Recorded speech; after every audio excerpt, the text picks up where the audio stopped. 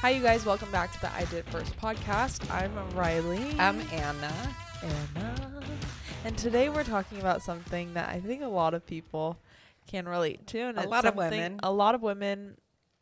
I think just people in general, though, because I still say women. There's an emphasis of this in relationships, but we have both experienced this in I can't think friendships. of a girl that I know that hasn't experienced I agree.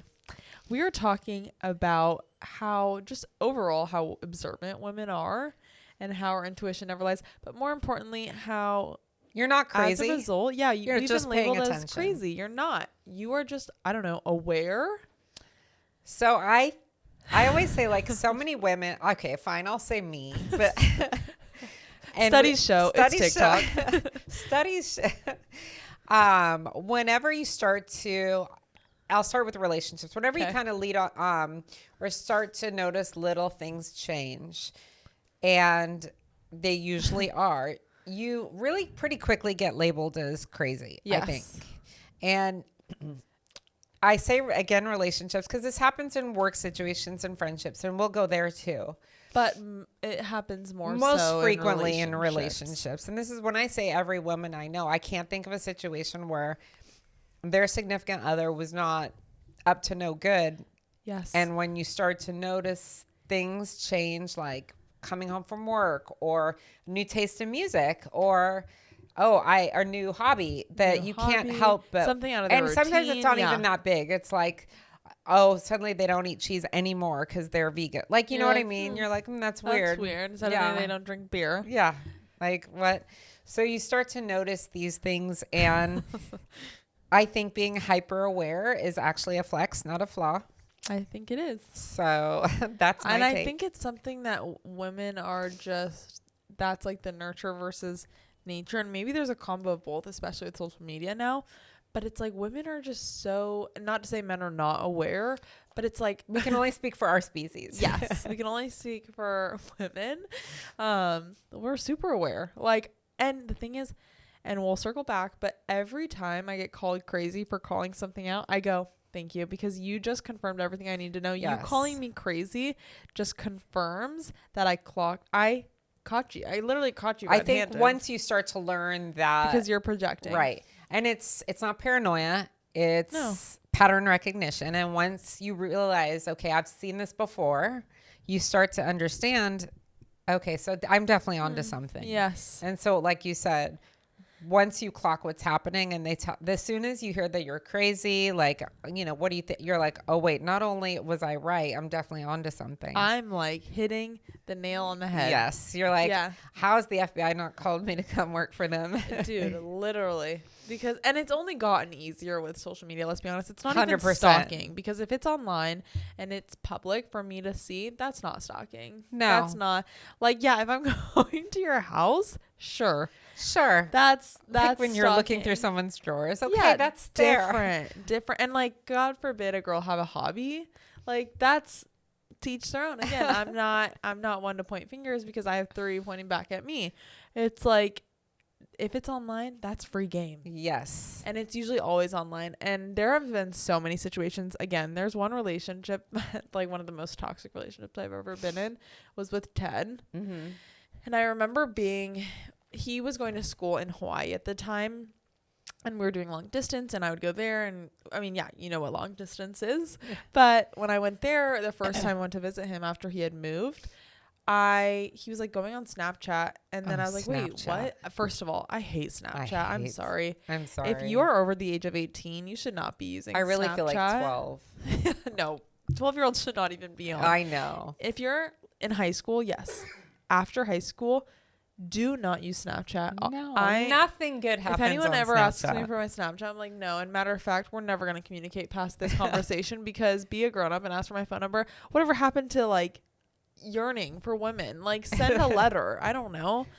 Don't ask for Snapchat. Who needs to be so Johnny on the spot too with their messaging? Like, I got shit going on. And the fact that it disappears is shady. So shady. Because it's like my ADHD brain. I'm not even going to remember what we were talking about. That's what would happen whenever we tried it. You're like, how do you not remember? I'm like, that was 4 hours ago. What did you say?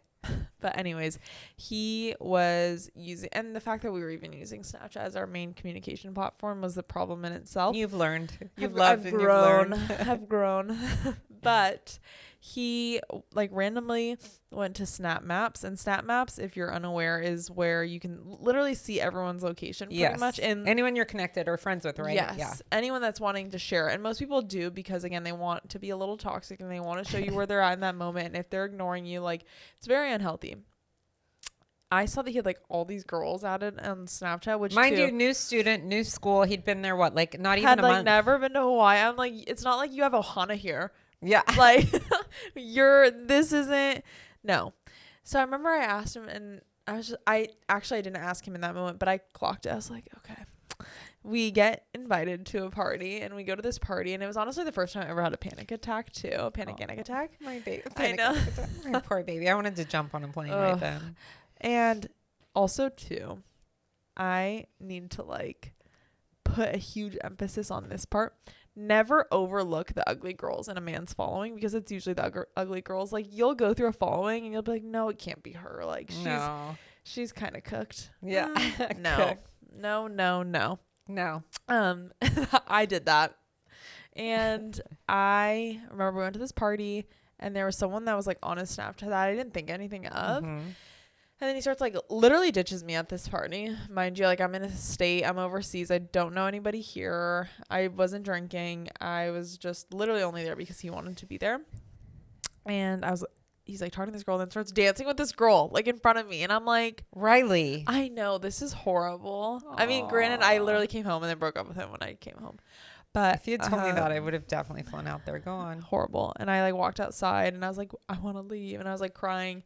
And we get in the car, and he starts going off on me, and he's like, you're crazy. And I remember just being like, staying silent and calm because it was fueling my fire. And I was like, thank you so much for calling me crazy. And he's like, I've never met anyone like you.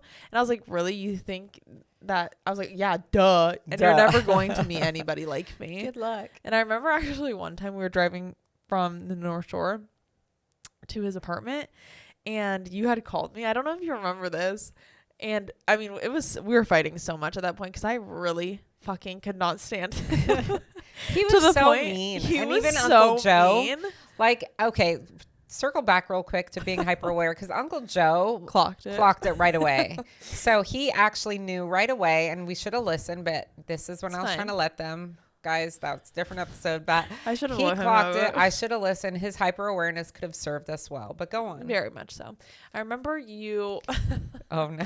I ate with this one too. I remember you called, and we were driving back, and we had just been fighting. So I was like, I cannot stand this person. And yes, in a healthy relationship, you pick your battles. At this point, I would hang my hat on every little thing, because this is not a healthy relationship. No, and he was the type of person, we were very opposite, that like he would let shit build up, and then you would trip over it, because then when we get in a fight, he'd be like, and you did this 4 months ago on a Tuesday at 3:17 p.m. I'm like, what the fuck? What? Like, if you had a problem with it, Pussy Queen Girl Boss, bring it up, because why are you acting so girl, like, you want to be a girl so fucking bad. He kept score. I hate guys that keep score. Me too. It's so not manly. But yeah, you're like, what are you guys doing? And I was like, oh, we're in a huge fucking fight right now. And you're like, wait, really? And like, and he looks at me, and he's like, why would you say? I'm like, because it's not my, but like, what am I gonna hide? Like, everyone knows that we don't like each other. Yeah. Like, it's not, I don't need to act like this cute Pinterest Hawaii couple, like, mahalo. No, I don't. We're fine. You're not that cute couple. That's the thing. I was very observant. You both burn. And I was paying attention. And I remember we were driving back, and I was like, look, I know you're on that same drive, because it was just like horrible. But I was like, I told him, I looked him in the eyes. I said, you need to figure it out, because you're holding up the line. And I was like, if you're not going to treat me well, the next person will. Like, you. And he was sat with that one. And that was good. Thank you. I'm pretty proud of that one. Almost makes me forget the other parts.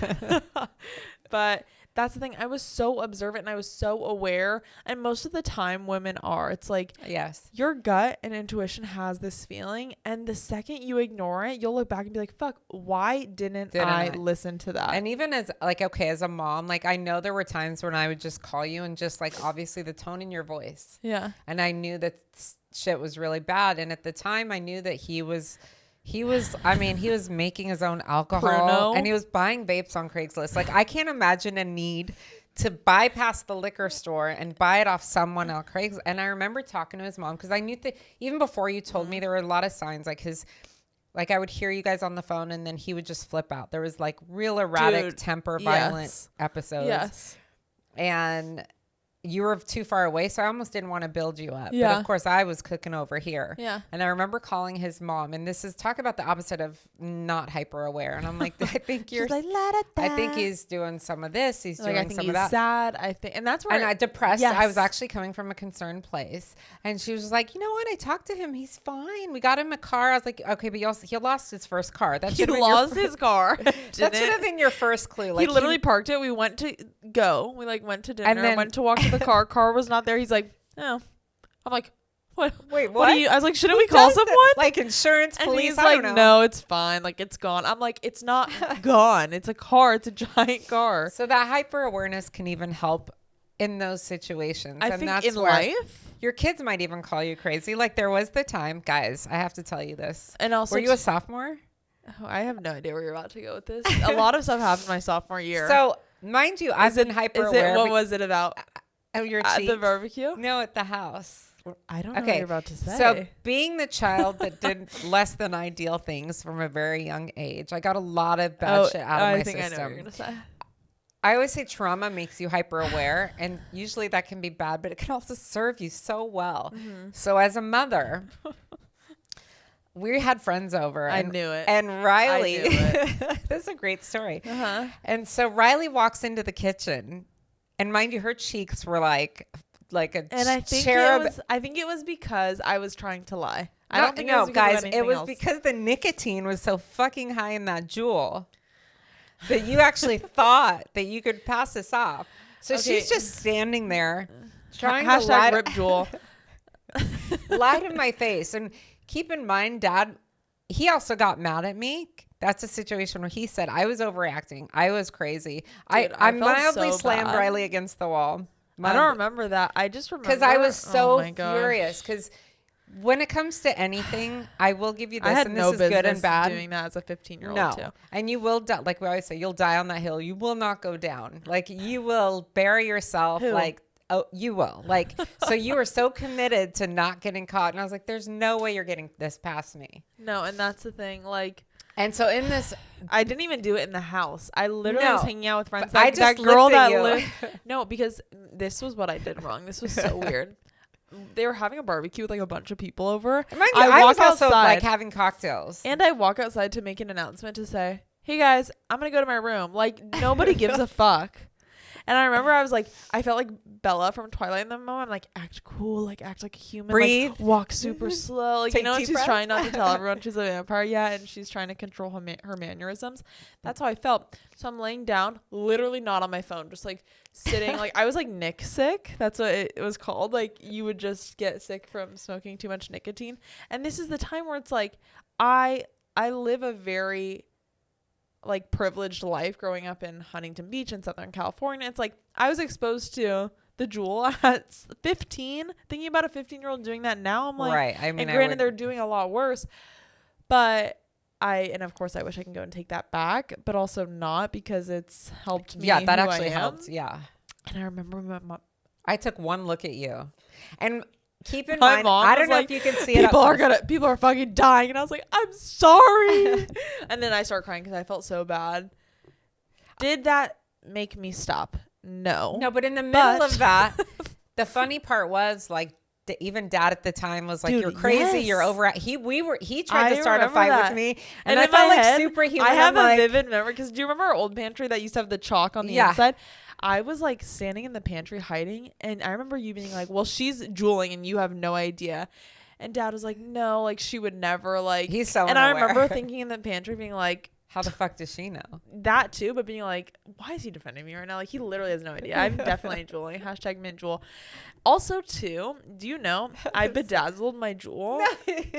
Okay, Martha And- Stewart. No, take a and seat. it's so just like the Juul was the most cuntiest vape ever. It was just so like Parisian and so. Yeah, now everyone they all look like a highlighter. It's but so, I saved it to show my kids when I'm older. Oh, Yeah, just to be like, hey, this something is how out of the things were. Smithsonian right there. Yeah. It's so cool. The jewel, I mean, it's like Bella Hadid, Met Gala selfie.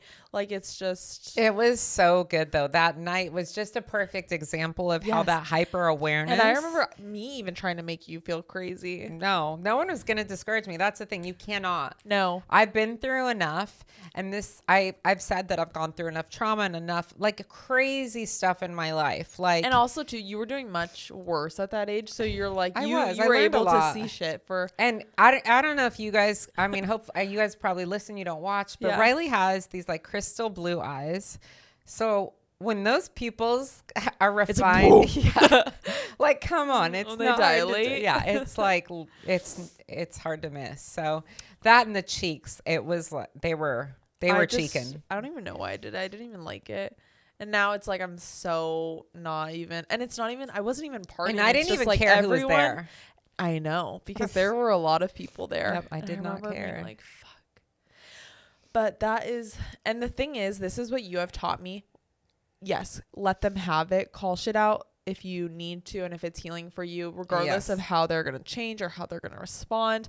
But when you call somebody out, you better make sure you have your facts straight, because like, you can't do it from an emotional state of mind. It has to be purely logical. And when you do it, it has to be like, here's this. Yes. Like, I know you have done all of this. Like, I'm aware of all of this. There's no, like, you're backed up into a corner. Yes. Yeah. I mean, I have another good story. Okay. I don't know if Is it about me? No. Oh. So I've mentioned I was married before. Yes. And so there was one night he worked, because he was an actor. He did all kinds of stuff. And he, at the time, was working at a bar. And it was a bar in Sherman Oaks. So it was also like, I mean, a lot of people actually knew that a lot of other things went on at this bar. Okay. So he basically went to work that night, and I was living in Pasadena, did not come home until the next day at like 10 o'clock in the morning. Okay. Now, the story I initially heard was the bar was raided because and that Did they you were believe detained it at any point? Well, he came home crying. He was hysterical. Like, the bar was raided. Okay. Like, they detained everyone. They didn't arrest anyone, but they questioned everyone because, again, other things supposedly. And like, there were a lot of rumors for a lot of years. This was not like unheard of. So it kind of made sense. So again, guys, I gotta check.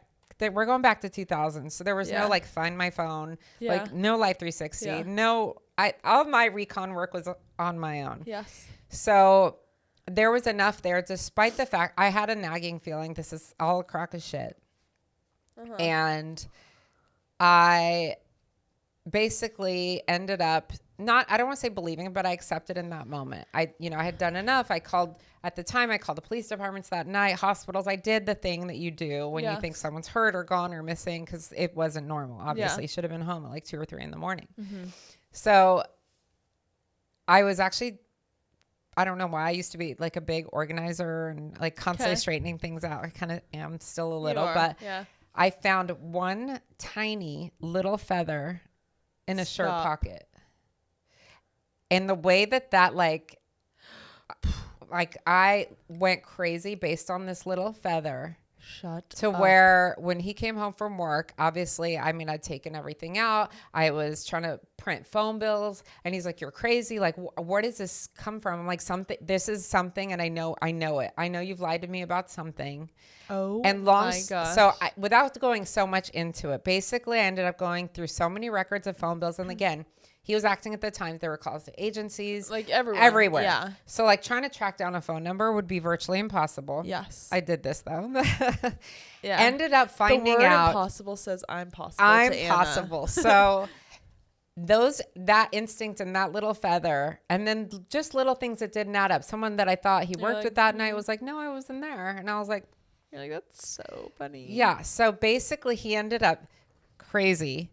This was, again, Sherman Oaks, took a flight to Vegas. You're lying. Swear to God. Is there an airport in Sherman Oaks? No, Burbank. Oh, okay. Yeah. Okay. So it's not too far, but took a flight to Vegas. For the night? Did he end up even working that night? I'm not sure if he actually went to work.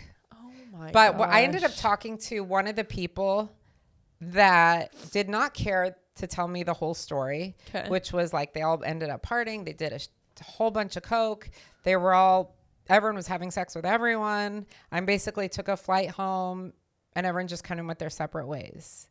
And were they people that were working together, or was it like random? I don't people? even know who this was. And when I finally talked, it was one guy in particular. So then it opened up. I was like, wait, were you guys also? Like, ew. I had a lot of other questions. So that's a whole other episode. But like White Lotus vibes. The way that he would gaslight me into thinking I was crazy throughout this whole process that I was trying to put this together was crazy. Yes. And it was like my instinct at the time. And even my brother at the time was like, why are you even doing this to yourself? Yes. Like, you know what happened. Yes. Like, everyone was on his side. And you're like, no. And I was like, something is really off with this. I'm telling you. Yeah. And I've thought about that since, and I'm like, okay, I will never ignore my instincts ever again. No. And there's a part of you even in those moments where it's like, fuck, am I being crazy? But I think the truth like overrides that, and you have to listen to your gut. Because the moments you don't is like when it fucking fails you. It's like, yeah, I have to listen to my gut. Like, I know that Derek gives me a stomach ache sometimes, and when I don't, and it's like, oh, I ignore my gut, then I shit myself. And that's like what this all is. It's emotionally shitting yourself. It is. Like, and this happens with girlfriends too. Remember, you had that one friend. She's crazy. I know from exactly the who you're talking about. It was like, we still have to watch Single White Female, because that's exactly what this girl reminded me of from the get-go. Like, dude, she would try and like steal my shit.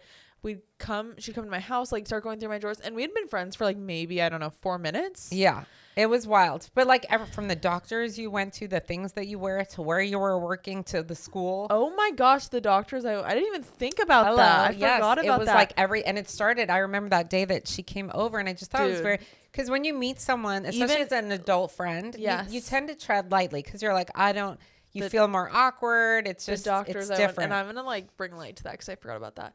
Oh, I got my boobs done. That's like not a secret. And I was like very good about, I mean, obviously too, with your help, but like we went to so many doctors. Like it's not just a light decision. Like obviously it's your body. You have to take time and energy and put all of that into the decision you make, because it literally directly affects you.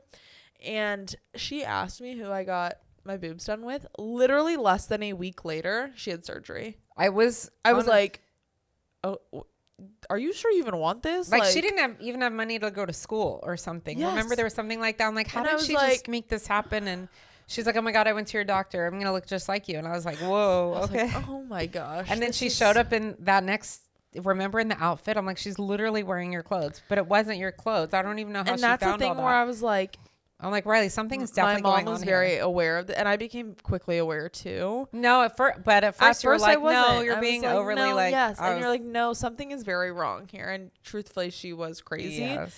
But what is the pettiest thing that you've noticed at first that has turned into a huge red flag? Like in the moment, even something that someone has made you feel crazy for. No, okay. So my brother used to be engaged to this girl. Mm-hmm. And I used to feel this is so many years ago. And I used to feel very sorry for her, because she told us she was like adopted. I don't know. She had some long victim story. I say that because she was full of shit. So I can't in this case, not that being adopted. Okay. Yeah. So she would say little things, and I would hear, like, I met someone. I remember I was going to swim at this Arcadia High School. Aww. See, swim. Aww. And someone said something. They're like, oh, we just met her. And they were like, wait, is she from Portugal, right? And I was like, wait, no. Oh my gosh. And I thought it was nothing. Yeah. And so this happened several times, where I would run into someone that had met her, and then they'd drop a little nugget. And basically it was nothing about her story. It was mine. You're like, wait, until all of a sudden, and of course they never ended up getting married. Yes. Scene, where it's like, is this fucking play about us? Yes, literally. And then finally it just came to the point where it was where I was working at the time. She said that? She was telling people? And she came in as a client, and when I talked to the owner, she was at a day spa, and and she was like, oh my gosh, I think I met someone, I don't know. She said she knows you. She's like, it's so weird. She was telling, and she didn't really get that I was there. Who did? This other girl? The owner. Engaged. Oh, okay. So the other girl did not know I was there, but she told the owner this whole story, not realizing that you worked there. Yes. Okay, that makes sense. So then she's like, it's so weird. She was telling me about, she moved, like, and she was in Australia, and she was this, and she's got these two, and she's like, And That's literally it was your weird. whole story. Was she like, wait, She this wasn't is- well. And I'll say this. Obviously, no one's well that does that. This behavior, again, is very single white Yes. female. Like, I love your life, so I'm going to go ahead and take yours instead of mine. Dude, it's literally like, what's her name? Marie in Breaking Bad. Do you remember when she like goes to the open houses and like she starts lying to these people about these like crazy elaborate stories? Just because it's like, I don't know, can't live in her own entertaining. Yes. I don't know. Maybe that's what it is. Yeah. But that was petty at the time, because anytime I'd say, hey, she said that she was from Portugal. I remember even my parents were like, oh, that's just so cute. And I was like, is it though? It's kind of weird. Something is not right And here. so I'd clock that, and everyone thought it was just lame and petty. And then it turned into a whole thing, because she acted real crazy, and then ended up there were 3 different people that had restraining orders against her. Real crazy. Is that why they broke up? High level. That was one of the many reasons, but there were so many. I mean, you can imagine what He's comes with someone too. like that. Yeah. Yeah. So what about you? I don't have like a specific, I mean, yes, I have a story, but that is like, I should have gone first. Mine is, this is something I'm very aware of. Like, if I'm around someone and their phone's on Do Not Disturb all the time, I'm like, that is so shady. Because, notifications, nothing comes through when you're on Do Not Disturb. And I remember even like talking to someone and FaceTiming them, like you'd hear their phone go, all those chimes, of stuff coming in. And then when I'm around them, nothing's coming through. And they'd go to show me something and Do Not Disturb is on. And I'm like, that's so weird. Like, and at first I'm like, oh my gosh, they want to be in the moment with me. And Whatever story we'll sell ourselves. yes. And I'm like, what? And I'd ask and they'd be like, oh my gosh, I didn't even notice. I'm like, you didn't notice? Like, also too, you're not the president of the United States. Take your phone off Do Not Disturb, because that little thing when I go to text you that says notify anyways, I'm slamming that. I don't give a fuck. Oh, I always Do Not hit Disturb who? Yeah. Like, you're not, especially like my best friends, like I do it to Elizabeth. I'll see that shit on. I'm like, notify anyway. Rude. Take this off. This does not apply to me. You're like, you have to. And usually Yes. she's very receptive. She anyway, is, you're yeah. lucky. I love her. But no, I'll circle back to relationships, because I think this comes up a lot with cheating.